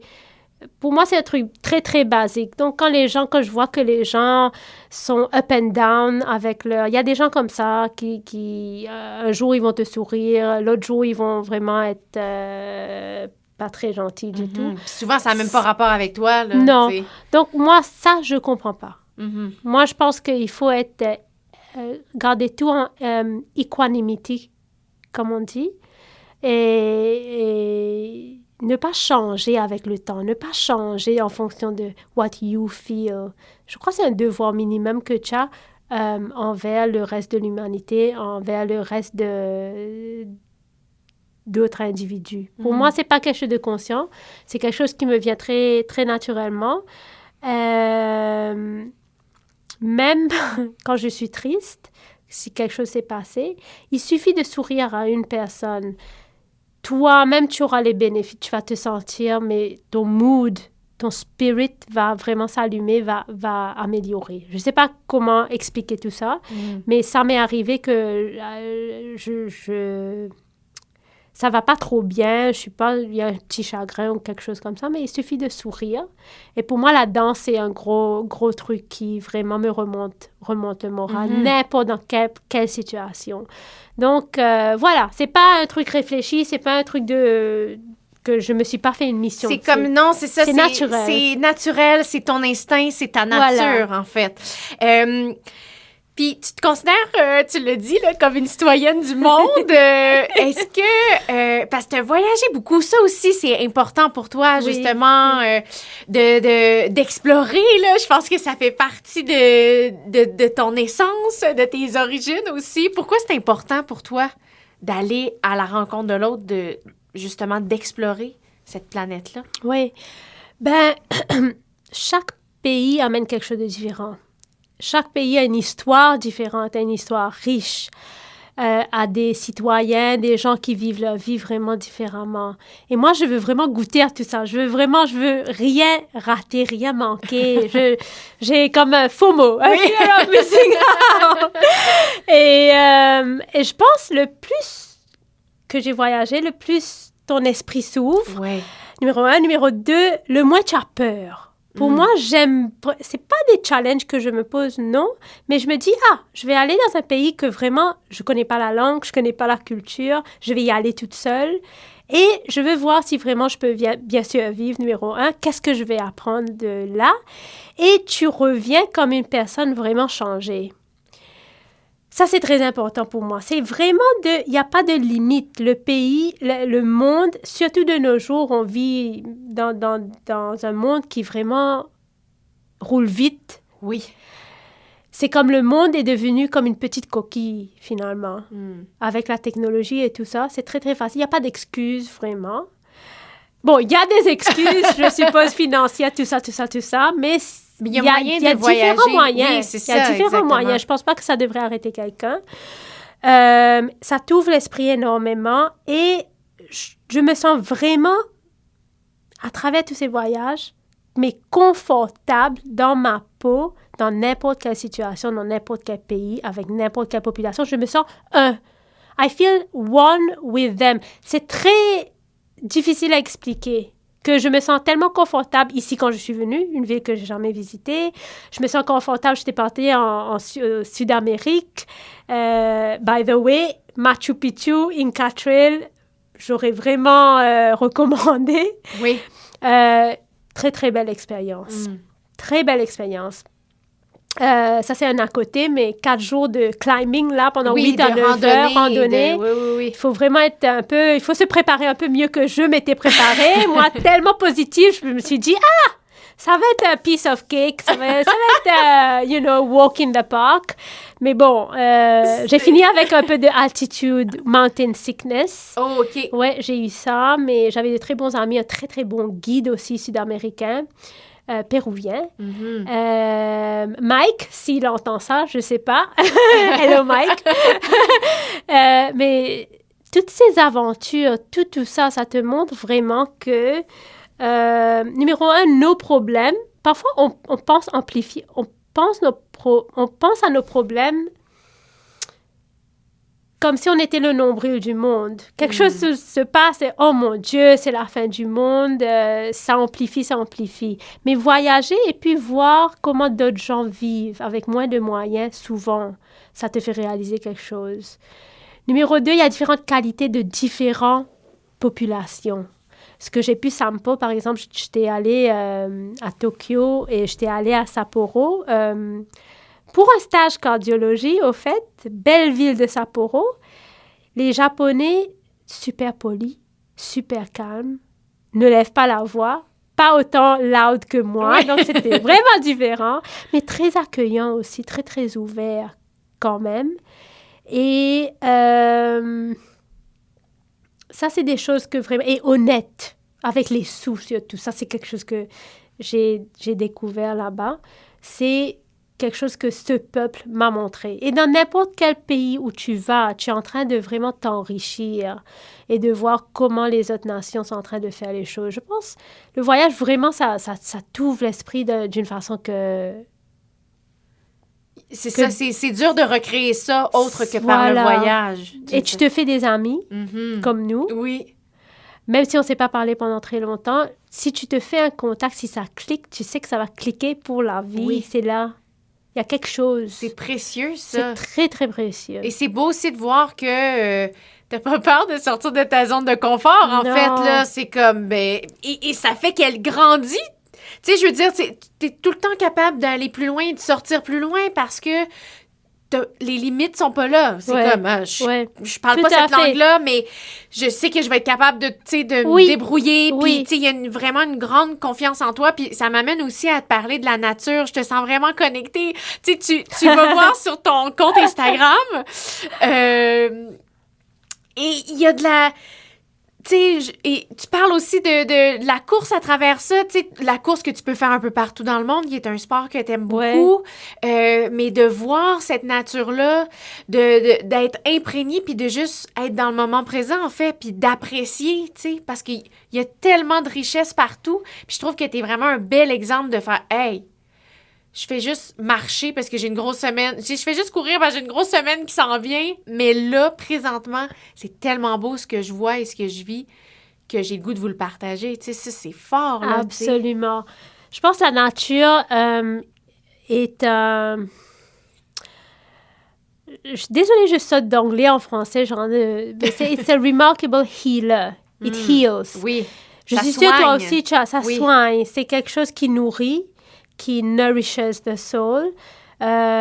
Si jamais quelqu'un se sent un petit peu pas tellement en balance ou a passé une mauvaise journée, je pense qu'il suffit juste d'aller un peu en dehors avec la nature. La nature ne juge pas comme les êtres humains. Nous, on peut être un peu harsh. On peut être un peu difficile.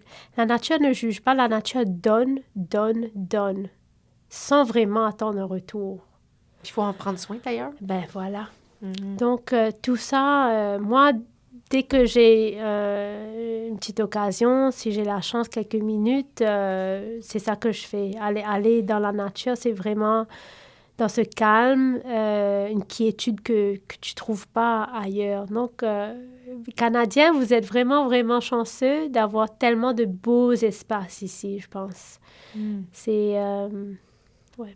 Et même hier, par exemple, il neigeait, il faisait noir, mais I just wanted to be out. Je suis allée, même 30 minutes, c'est assez, dans la neige, d'aller respirer, d'aller voir les arbres un peu, le ciel un peu. Ça te fait un monde de bien. Je pense que la nature elle-même peut soigner beaucoup de choses. Fait que c'est un peu grâce à ça, à tes voyages, la course, la danse, tu sais, qu'on n'a pas beaucoup abordé, mais qui te passionne depuis que t'es jeune, là. Fait que de maintenir tout ce bassin-là de hobby, de bien-être, c'est ça qui fait que tu traverses, tu sais, que tu trouves un équilibre, finalement, avec ta carrière qui n'est pas évidente. En tout cas, de mon point de vue, c'est un peu comme ça que je le sens. Est-ce que c'est comme ça que tu le vois? Tout à fait. Je pense que sans ces avenues pour vraiment faire une balance, c'est très, très, très, très dur de juste... Moi, je ne suis pas quelqu'un qui aurait pu juste se concentrer sur une seule chose. Ah non, ça, mais vraiment, je n'aurais pas été happy comme ça. Je veux vraiment... à travers n'importe quoi, mais tant que c'est nouveau, tant que c'est fresh, tant que ça t'excite, et ça te challenge un peu, ça pose un petit obstacle. Une petite fébrilité, ça, c'est quelque chose c'est ça. Qui vraiment, it keeps you going. Et je pense que j'ai vu ces mêmes qualités dans beaucoup de gens que j'apprécie. Donc, quelque part, j'ai pris de l'inspiration. Mais même toi aussi, tu m'as inspiré beaucoup dans ton domaine, qui est le domaine... Moi, j'ai pas vu beaucoup de jeunes femmes qui font bien. Là, tu fais ton propre podcast. Tu as voyagé à LA pour faire ça. Dans un pays anglophone aussi. Oui. Donc, tout ça, tous les gens que je rencontre, finalement, dans tout ça, dans toutes ces sphères, ce sont des petits morceaux de puzzle qui t'aident à toi te compléter. If it makes sense. Oui. Donc, pour moi, tout ça, spécialement la danse a été quelque chose de constant. Ça a été quelque chose de vraiment stabilisant dans ma vie. Repère. Je danse depuis l'âge de 5 ans. Différentes formes de danse, mais j'ai jamais arrêté. Que ce soit examen, que ce soit médecine, que ce soit maintenant le fellow, je suis toujours allée trouver des classes et j'ai été très chanceuse. Ça, c'est vraiment une avenue pour vraiment, si tu as de l'énergie, tu ne sais pas trop quoi en faire, la danse, ça te calme, ça t'apaise, ça te donne aussi une énergie fraîche pour faire face aux nouveaux obstacles de ta semaine. Donc, tout ça, et puis tu rencontres des gens très différents de ta profession. Pour moi, c'est très important. La majorité de mes amis, au fait, je dirais, oui, j'ai des amis en médecine, bien sûr, en cardiologie, mais la majorité de mes amis ne sont pas médecins. Au risque de déplaire aux gens, parfois, je m'ennuie un peu si c'est juste des conversations de médecine au dîner ou au déjeuner. Moi, je veux parler autre chose. Oui. Ouais. C'est important d'être diversifié et de faire plein de choses, en fait. Absolument. De ne pas... Puis il y en a qui vont décider de juste se concentrer sur quelque chose, puis après ça, c'est leur choix. Mais clairement, toi, c'est pas ton choix, là. Toi, c'est comme 1001 choses et c'est ce qui est beau, là.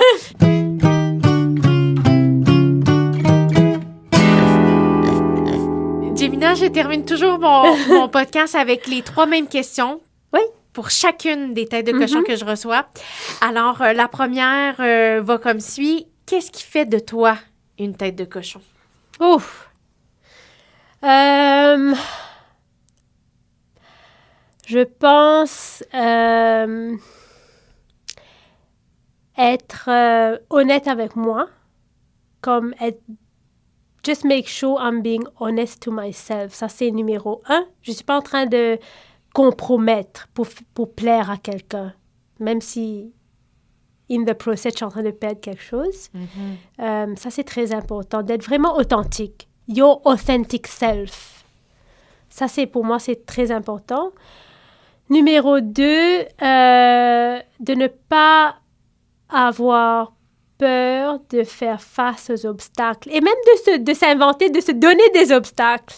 De make sure que à chaque fois que tu penses que tu es devenu trop confortable dans ton train-train, dans ta vie, là, it's time, il faut bouger, il faut faire quelque chose, il faut trouver quelque chose de nouveau, un nouveau challenge. Ça te fait grandir aussi. 2, numéro 3, je sais pas est-ce que tout le monde trouve 3 choses Non, à mais dire? en fait, c'est que j'ai d'autres questions, mais là, c'est la première. Fait que tu y as répondu. Je t'enchaîne avec la deuxième. Ouais. Quel conseil donnerais-tu aux autres têtes de cochon qui souhaitent foncer? Qui souhaitent foncer? Ouais. N'hésitez pas, foncez. Trouvez quelqu'un que vous, pas admirez, mais que vous pouvez vous voir en cette personne, que vous pouvez vous identifier avec cette personne, quelqu'un dont le travail, dont whatever art, whatever they have achieved, que ça vous plaît, que c'est quelque chose que vous admirez. Et puis, n'hésitez pas à contacter ces gens-là. Moi, j'ai pas hésité, je contacte. S'ils disent non, c'est douche froide, c'est OK, il faut accepter les douches froides quelquefois. Souvent, très souvent, les gens qui sont devenus mes mentors, ils vont vous accepter à bras ouverts. Donc, numéro 1, n'écoutez pas les voix négatives. Ça, moi, on n'écoute pas. OK? Numéro 2, si on s'est mis un but, si on sait pourquoi on est en train de faire ça. It has to be for the greater good. Je suis rentrée en médecine, c'est vraiment parce que j'aime parler aux patients, j'aime passer du temps avec les patients, j'aime essayer de rendre leur vie, leur qualité de vie, leur santé mieux, si je peux, mieux que je les ai trouvés. Pour moi, c'est ça l'important. Donc, il faut trouver vraiment ce qui est vraiment important pour vous, go deep down, savoir pourquoi on veut y aller, trouver de point A jusqu'à où je veux y aller, point B, quels sont les steps pratiques, qui pourra m'aider dans ces steps, et n'hésitez pas à aller trouver ces gens-là. Vous aurez des douches froides, comme je dis, vous aurez des gens qui vont essayer de vous détraquer, comme moi, j'ai eu quelques commentaires. Tout le monde, je suis sûre dans ton domaine aussi, tu as dû en voir aussi. Ça, c'est pas important. Souvent, nos critiques les plus pires sont les meilleurs tests, les meilleurs obstacles, les meilleurs professeurs. C'est ça qui te fait bouger le plus. C'est pas le succès. C'est pas tous les trucs, les flatteries, les bons compliments. Tout ça, c'est très agréable, oui. Mais qu'est-ce qui te pousse à donner le maximum de toi-même? Si tu revois ta vie, moi, quand je revois ma vie, ce sont tous les moments difficiles, tous les soi-disant détracteurs, c'est eux les plus grands professeurs, les plus grands critiques, c'est eux qu'il faut remercier. Il ne faut pas avoir peur de ça, il faut embrace it. Je pense. Wow! C'est magnifique ce que tu dis. Qu'est-ce que ta tête de cochon souhaite réaliser d'ici 10 ans? Ouf!